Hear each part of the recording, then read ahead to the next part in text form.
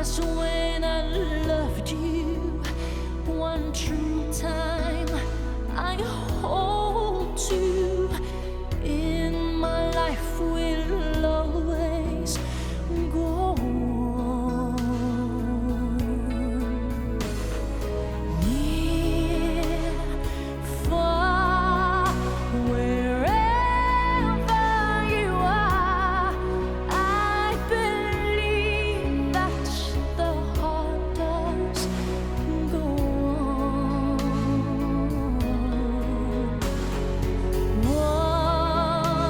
Once more, you open the door, and you're here in my heart, and my heart will go on and on.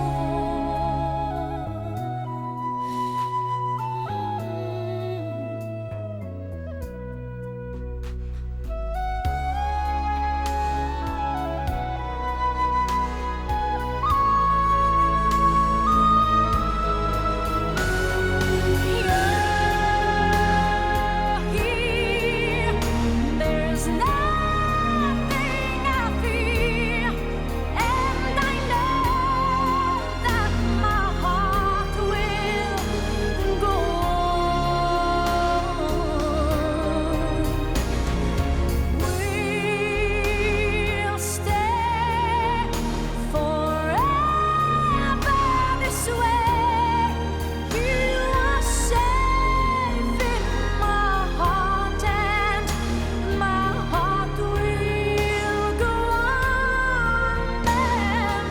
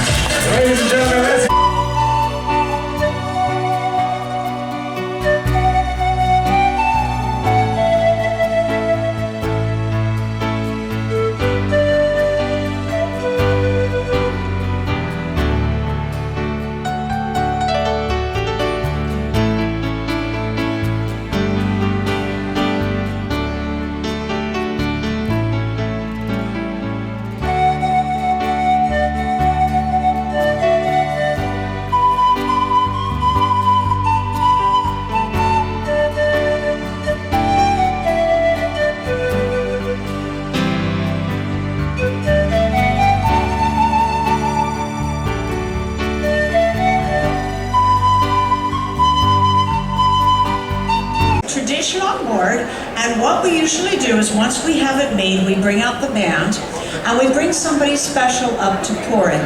Now, I'm going to introduce you to the man who's going to be doing the pouring in just a moment, but I want to let you know, in your mind, I want you to think, how many glasses are here? Because he's the only one right now who knows the answer.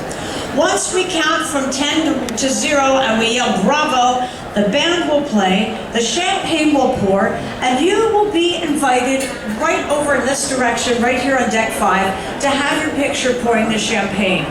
In about 30 minutes time, right up here on deck 6, I will be introducing you to the captain and the senior officers and all the department heads. So that's all part of the tradition on board. So right now, I'd like to introduce you to our maitre d'. He comes to us from Lake Como in Italy. This is Angelo Barbiani. Everybody say, buonasera, Angelo. Come up, please, sir.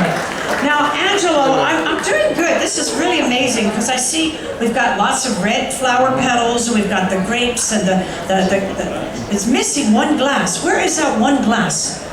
You just happen to have it. Can I ask you, because they all want to know. Don't you want to know how many glasses? How about the rest of you? Does anybody want to know how many glasses? Oh, well, let's find out. How many glasses? 573. With this one, 573. Skagway.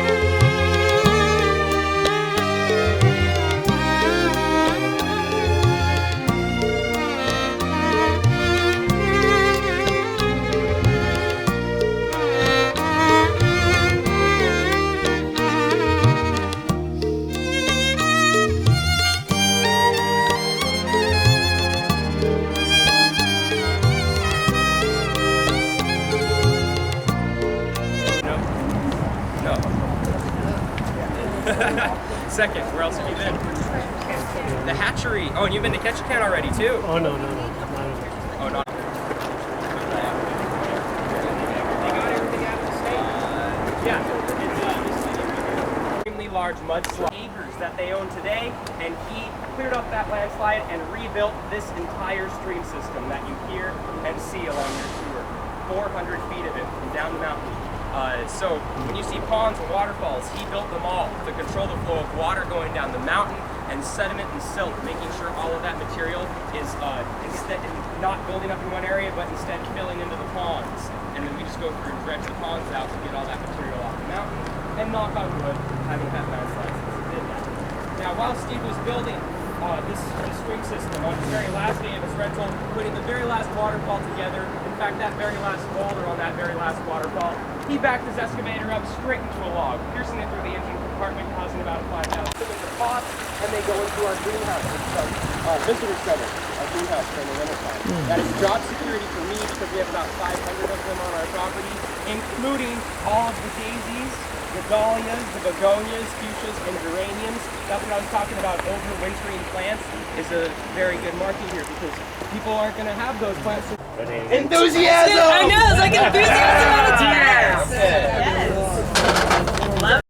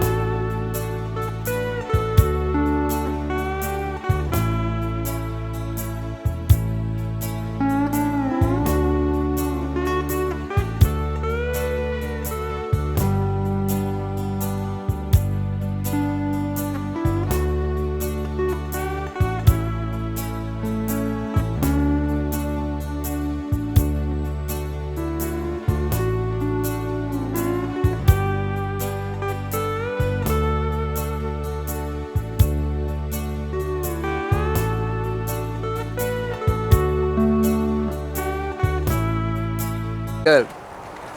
Thank you very much. You're welcome. Thank you.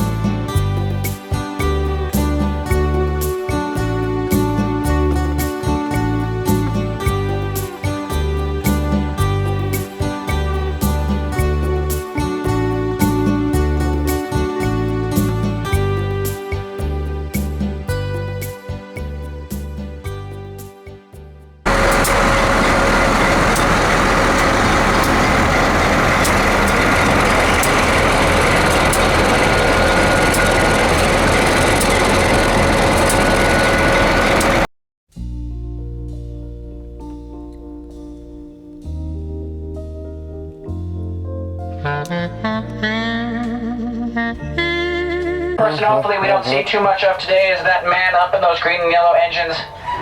His name is JJ, and he's going to make sure we don't take any wrong turns on our tracks today. But right now, as we begin moving, go ahead and find a seat. I do need everybody inside and seated for this very first portion of our tour. I'll make sure to let you know when you can move about and even go outside. But right now, I do need everybody inside and seated.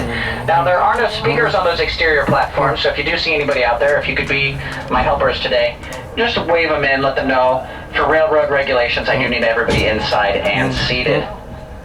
Now, on your seats, you should have already found your complimentary copy of our All Aboard magazine.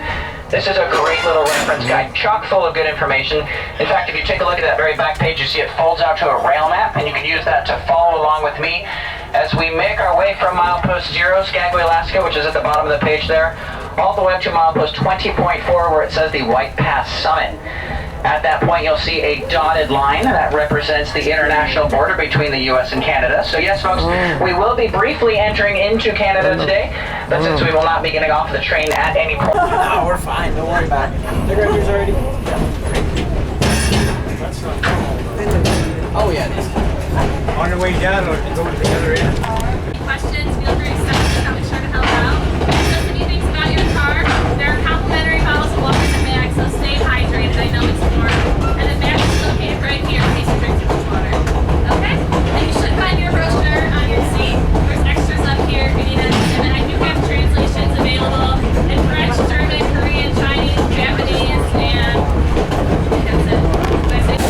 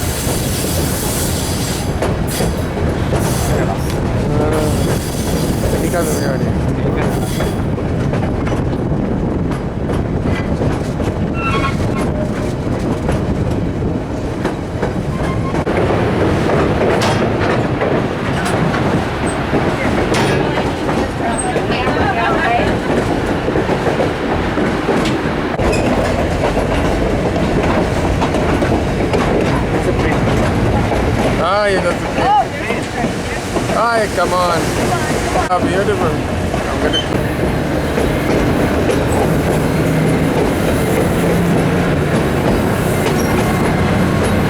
See the engine there. Oh my God, beautiful.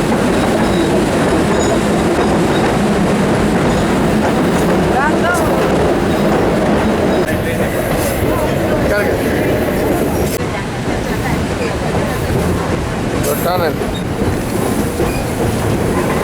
Yeah. Total 3,000 animals died along our White Pass Trail. Earning the trail the nickname Dead Horse Trail. Now on a happier note, however, this mountain right across from us to the left is known as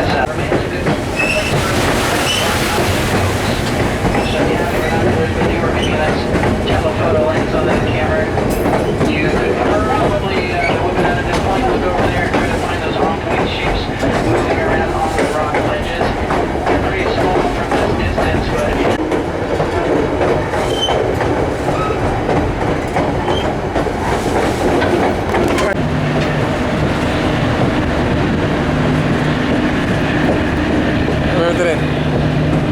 Yan konti.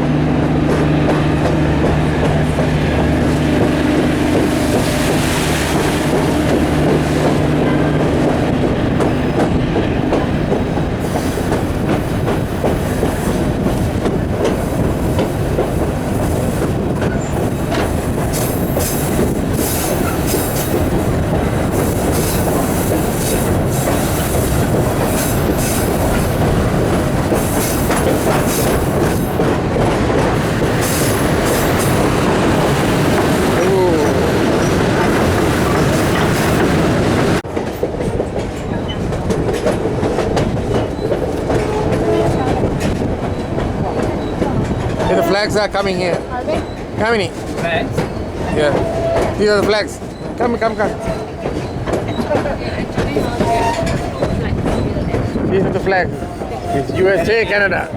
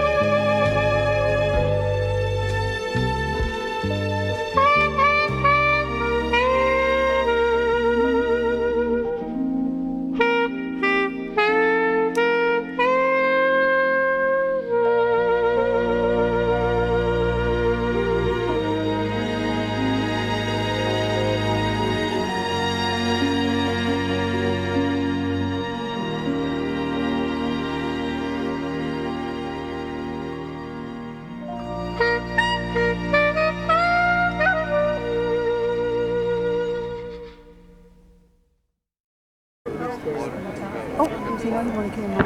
There you go. Yeah, oh man, that was huge. Look at that. Look at the what? Ooh, oh my big old waves. Yeah.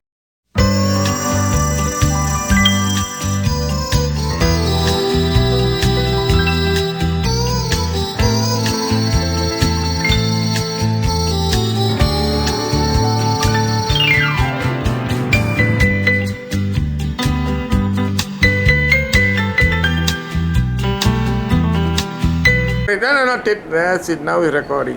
Now we're recording. How are you? Okay.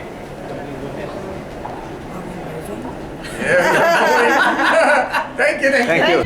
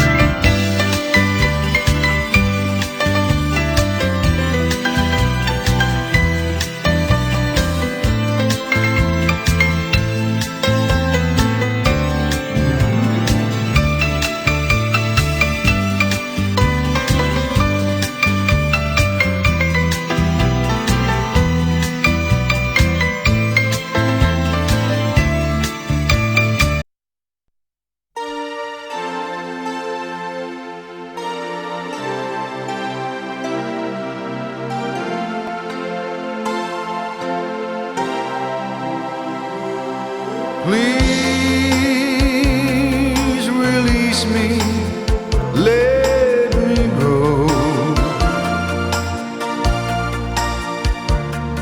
For I don't love you anymore. To waste our lives would be a sin. Release me and let me love again.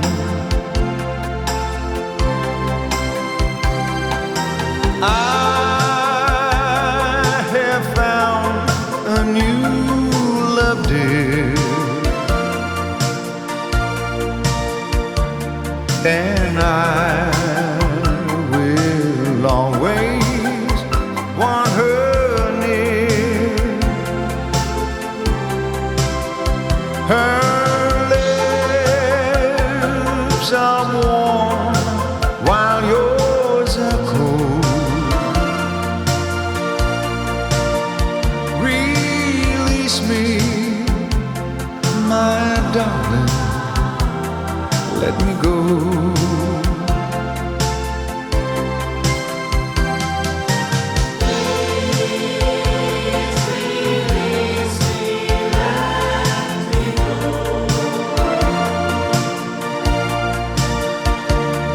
For I don't love you anymore.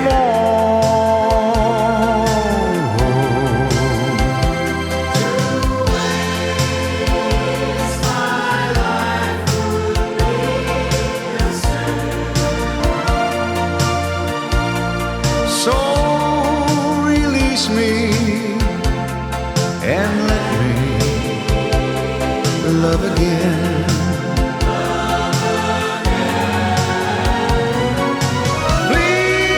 Please release me. Can you see? You'd be a fool to cling to me.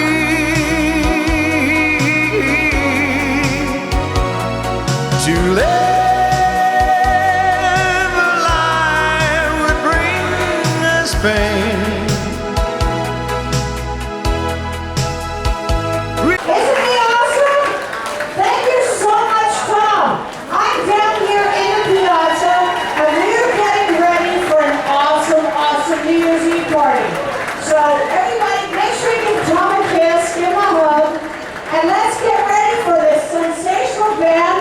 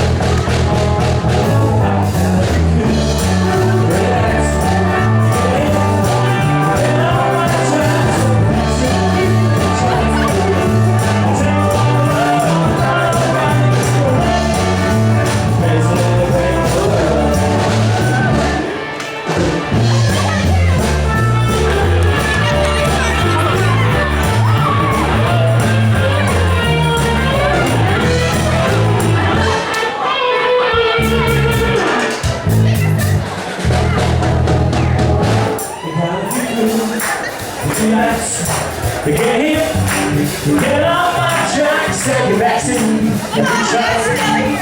You take them all right on the line to the rain. Raise a little flame of love. Listen, just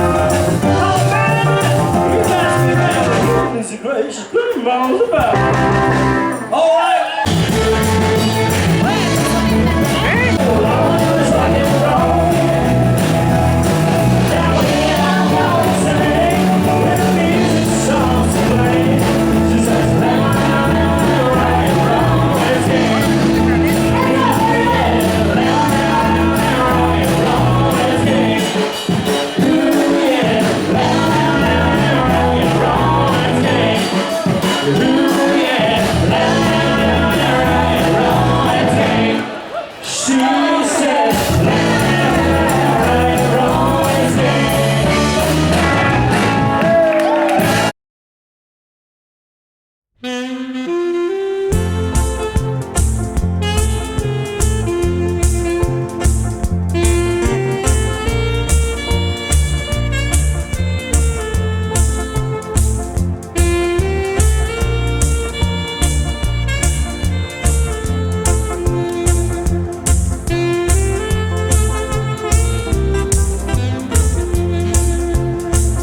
You are my sunshine, my only sunshine. You make me happy when skies are gray. You never know, dear, how much I love you. Please don't take my sunshine away. The other night, dear, as I lay sleeping, I dreamt I held you in my arms. But when I woke, dear, I was mistaken. So I hung my head and cried. You are my sunshine, my only sunshine. You make me happy when skies are gray. You never know, dear, how much I love you. Please don't take The Eastern my Pacific Ocean. And over there to the right, behind these buildings, you'll see the Olympic Mountains of the state of Washington. And those mountains are about 18 miles away from here. And the United States boundary between the United States and Canada is just about 9 miles away from us. If you carefully look, you can see the big red line down the middle of the Strait of Juan de Fuca out here. Actually, about 90% of all Canadians live within 100 miles of the U.S. border, and which is pretty handy during the American Prohibition years when we felt it was our job to make sure that people. Oh, big one, still yeah. sprinkled. There's another one in the fence there, in the fenced-in compound in there. Beautiful display of Brayley unsugared. All great.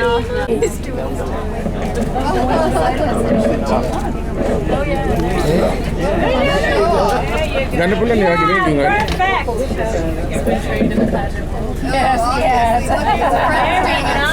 The bottom on the left-hand side is a little park we call Thunderbird Park. And Thunderbird Park has totem poles from many of the villages from up and down the coast of British Columbia. And each one of the totem poles has on it the Thunderbird. The Thunderbird is responsible for the weather. So the flapping of its wings creates the wind, the flashing of its eyes, the lightning, and the rain comes from a lake that it carries around on its back. So each one of the totem poles, generally near the top, has a representation of the Thunderbird. Now that building there on the property is a typical First Nations longhouse. You would have seen those in villages all up and down the coast of BC. And they would have housed several generations of a single family. And the reason that the First Nations people here were able to establish such solid structures is that the food resources here were so plentiful that there was no requirement for them to travel for their food. So like for example, they didn't have to tear down their teepees and chase off after the buffalo herds like the Plains Indians did. The Outer Harvest, the hotel itself, as I said, was built in 1908 and is a classic piece of architecture similar to the Royal York Hotel in Toronto. Now way over there to the left is the statue of James Cook. Captain Cook was the first Englishman to travel into these waters back in the 1770s. And when he left here, he went to Hawaii, where he died on a beach. And I tell my wife, I'd like to die on a beach in Hawaii. And she says, well, maybe you do, but you don't want to die the way he died. Nice. Captain Cook was invited for supper, and then he realized that he was supper. And I'll tell you a little bit more about him later as we travel around the city. So this is Government Street that we're on now, which is the oldest paved street in Western Canada. And it connected the Hudson's Bay Company Court, which is a couple of blocks north of here, to the government buildings, which are behind us. And I'll tell you more about them as we travel. One of the things you'll notice about the next few blocks of Government Street is that the sidewalks are quite wide and the driving lanes are quite narrow. And so obviously the idea is that we're trying to encourage Okay, ladies and gentlemen, that's why we have brakes in our cars. So the sidewalks are much wider, so the obvious intention is that we're trying to encourage pedestrian travel. So not only do many people come from all around the world to walk up and down Government Street, many of us who live here like to spend our leisure time down here amongst the cafes and the old Johnson Ravine. And when the Chinese came here, they were told that they had to stay north of the Johnson Ravine. So as we cross through this next light, we're going to be crossing into Chinatown. The oldest Chinatown in Canada was the second largest Chinatown in Canada for about 40 years before the larger one evolved in Vancouver. But we still have, now the Chinese are no longer restricted to this part of the city, but we still have plenty of reminders of the Chinese character here. For example, you see the red lamp poles with the Chinese and English signs on them, and there's like, I'm going to make a couple of passes through Chinatown because there's some really interesting architecture that I want to show you. But the first one is going to be around the next corner, and you're going to be wanting to keep your eyes to the right of the bus as we do this. Oh, by the way, over there to the right, that's Spirit Square. That's behind City Hall. It's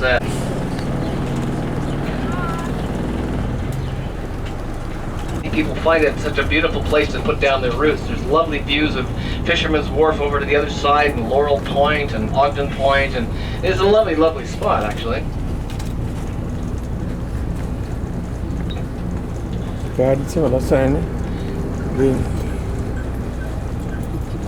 Now as we come around this next bend, I'll show you another totem pole.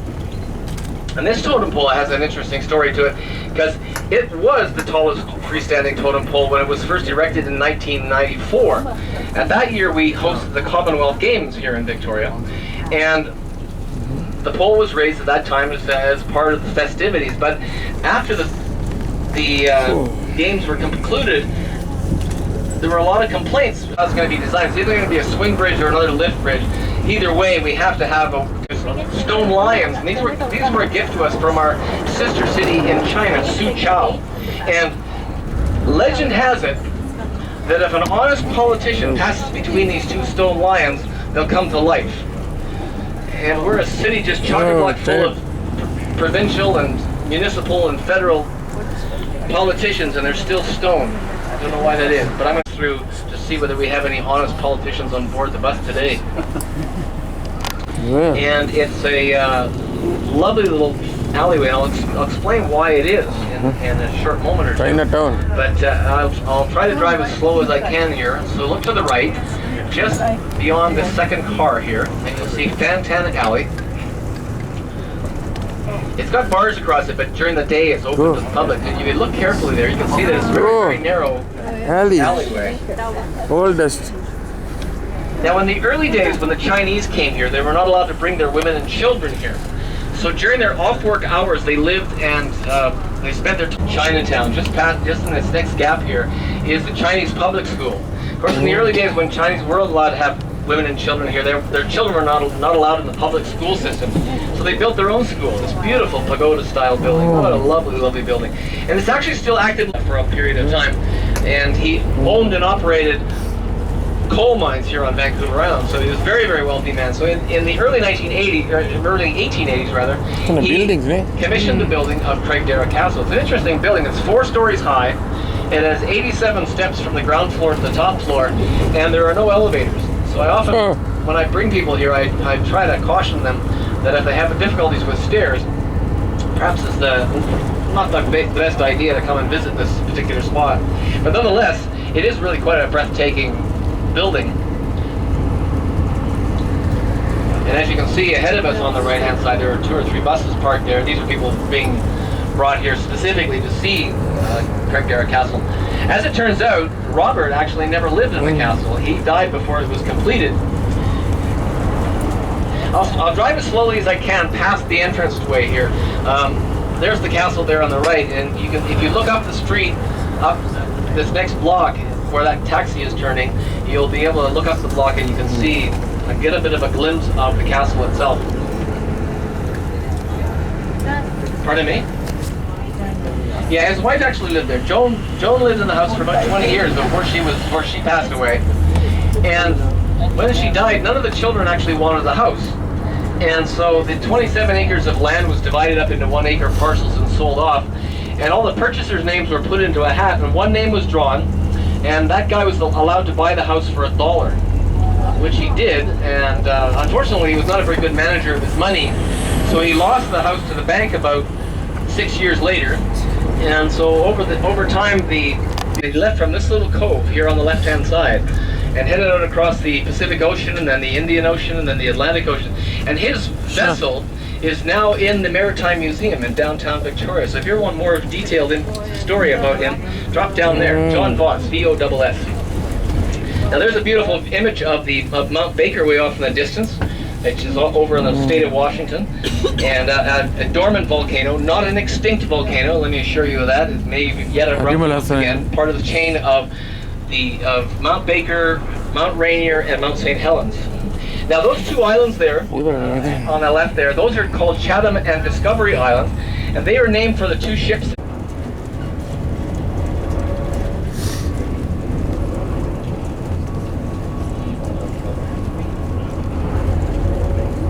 So once again, here we are at Beacon Hill Park, and we're going to be making a little bit of a loop through it one more time. Question for you. Yes. Thank you very much. Thank you very much. Yes. As we were just leaving here going up the Beacon Hill the first time, those homes were on the park.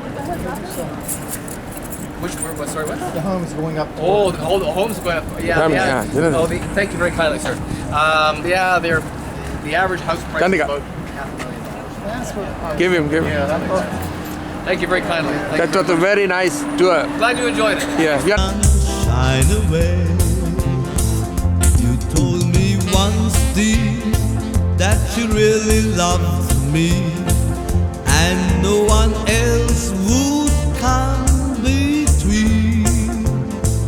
But then you left me to love another. You have shattered all my dreams. You are my sunshine, my only sunshine. You make me happy when skies are gray. You never know, dear, how much I love you. Please don't take my sunshine away. I come from Alabama with my banjo on my knee. I moved to Louisiana, my true love for the sea. I had a dream the other night when everything was still. I thought I saw Susanna coming down the hill. Oh, Susanna, oh, don't you cry for me, for I come from Alabama with my banjo on my knee. It rained all night the day I left, the weather it was dry. The sun so hot I froze to death. Susanna, don't you cry. The buckwheat cake was in her mouth, the tear was in her eye. I said I'm coming from the south. Susanna, don't you cry, everybody. Oh, Susanna, oh, don't you cry for me, for I come from Alabama with my banjo on my knee.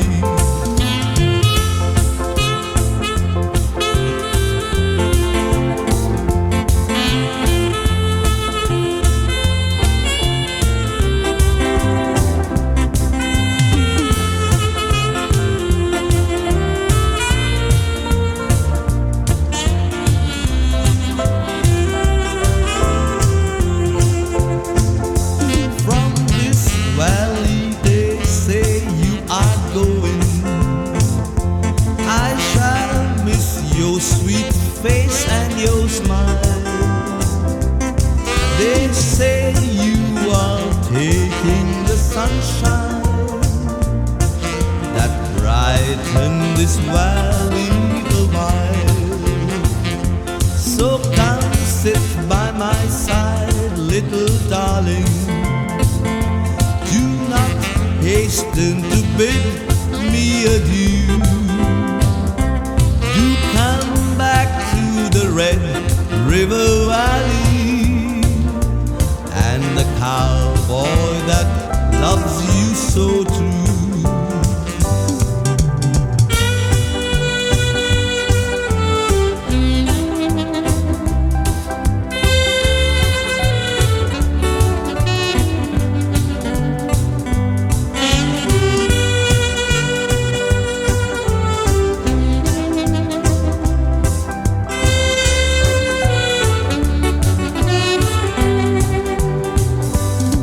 Come sit by my side, little darling.